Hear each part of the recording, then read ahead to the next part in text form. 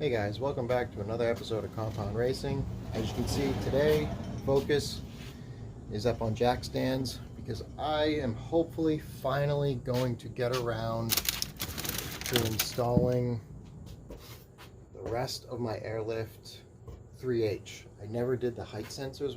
When I first put the second management on it, I had Airlift V2 and then I upgraded to the 3P 3H setup. And it's just been running off 3P for the last several years, so I'm hoping to finally do that today. So I'm going to head to the local hardware store and just try to get some metal to make some brackets to hopefully make this work. So I'm going to run to the store and we'll catch up with you when I get back. But the first thing I want to do before I get into the 3H setup is just take a look at this. I want to put this in some water or spray some soapy water on and figure out where my leak is coming from. Every single time I have to build this thing up, it drives me nuts. I just want to get that fixed. So let's pull that off and go from there.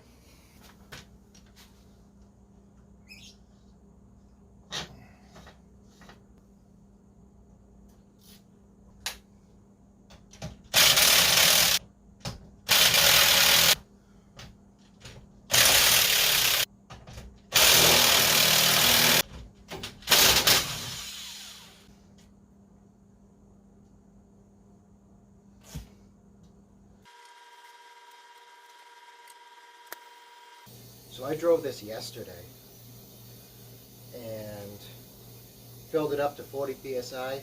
It's down to 0 already. Hoping I can figure this out. It's annoying. Let's turn this so you guys can see. Yep, there's my issues.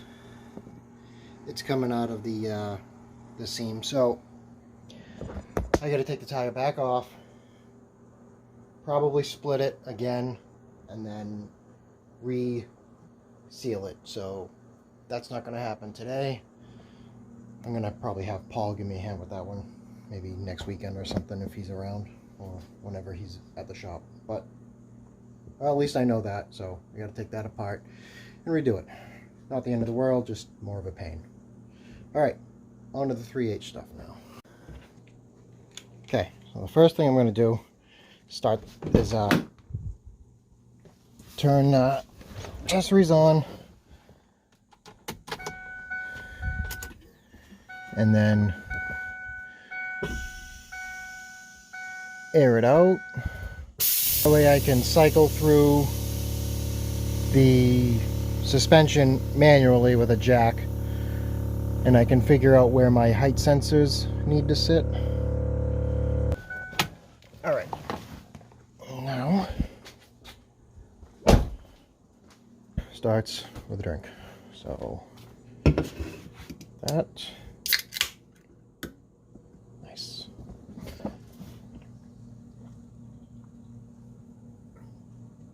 Let's go. Okay, so here is the 3H sensors from Airlift. A little dust on it because it's been sitting for a while. But they give you these gauges or install tool, they call it. So you can check where the sensor is supposed to be sitting. It should work in a certain range. So now I just need to figure out where to put these on the Focus. So let's pull a front wheel off and go from there. So I think I have an idea of the rear. I saw something online.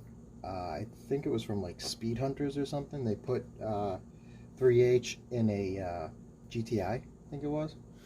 And that's the rear setup, suspension setup on a GTI is very similar to the Focus. So I think I might be able to just copy that the way they did it. It seemed pretty straightforward, but I won't know until I actually dive into it.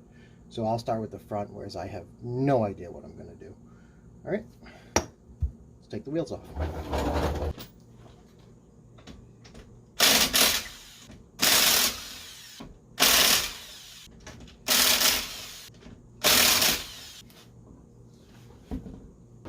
I did notice something else.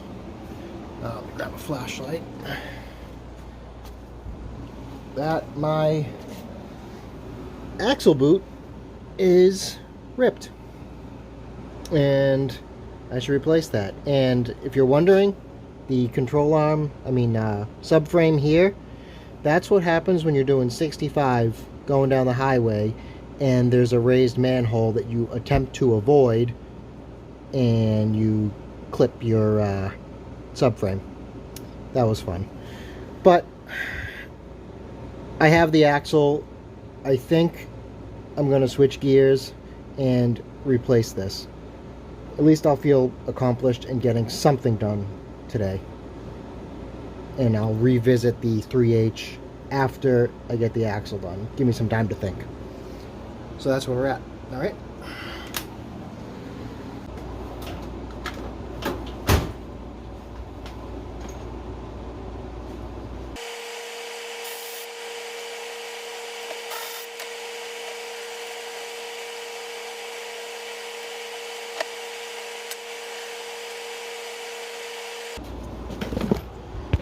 And for any of you guys wondering how I went about doing my 4x108 to 5x112 conversion, this is it. I do not run adapters. I have the actual Focus flange, and then I had a machine shop re-drill 5x112 spots, and the only one that had to be filled was a hole that was right here, this range here. My buddy Paul welded that up, and that was the only spot. Everywhere else was fine. And yeah, I've had no issues with it since I've done it. You know, some of these holes are a little close, but no issues, no problems. It's been great. So yeah, but for those wondering, that's how I went about it. All right.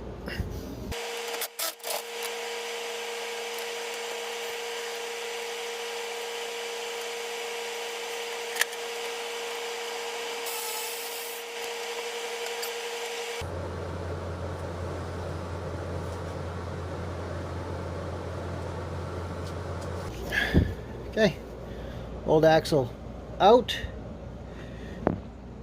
It doesn't look like I messed up the seals too bad. It's not the first time I've had this out, so I've changed this axle I think once or twice before, and I've pulled them before when I pulled the motor and tranny to shave the bay. So clean up this mess, this dirt and crap, and get ready to put the new one back in.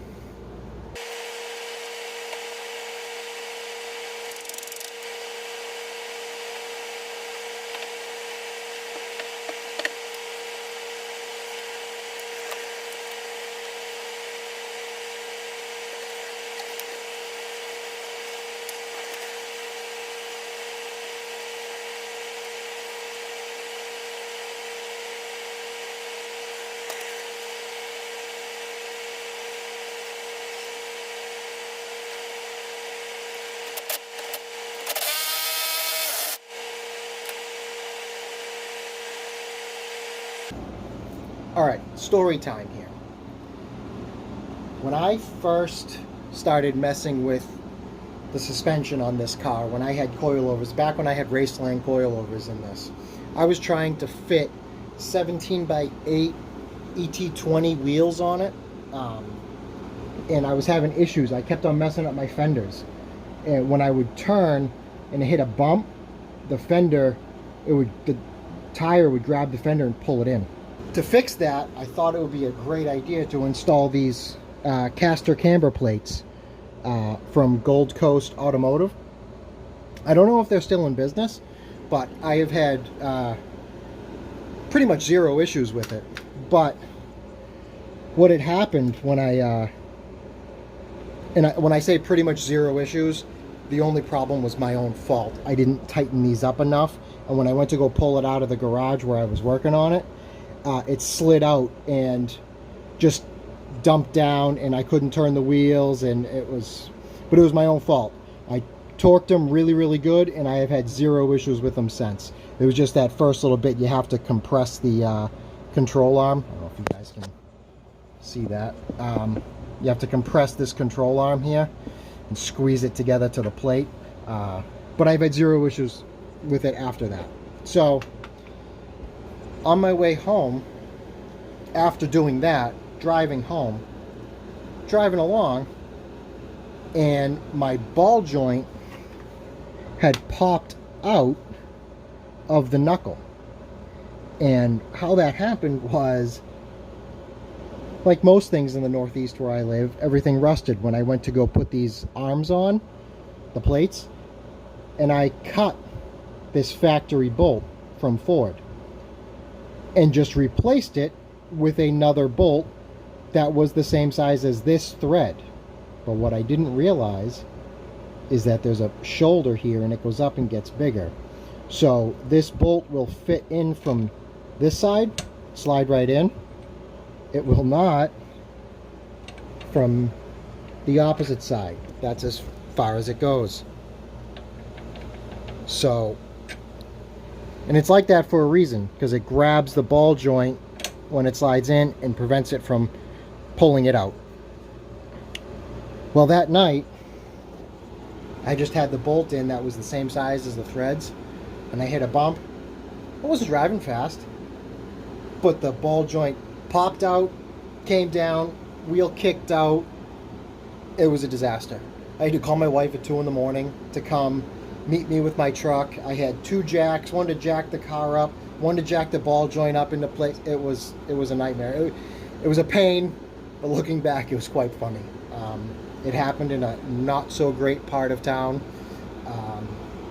and it was 2 in the morning. I was trying to get it back into place. You know, called my wife, and she was asleep, of course, and she was great, came out and helped me out. But yeah, so funny story. So if you are changing your ball joints and you cut this bolt, replace it with the factory Ford bolt. Don't go cheap. Don't just try to use another bolt. Just take it from me. Replace it with the right stuff. Okay, we'll get back to assembly here.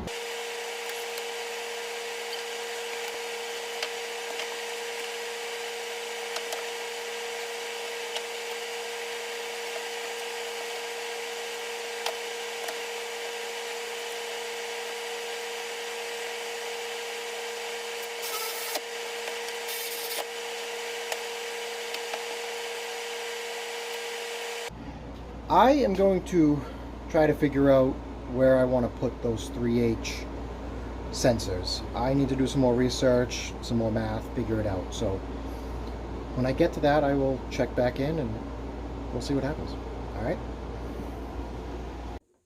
All right, so I think I'm going to end this video here.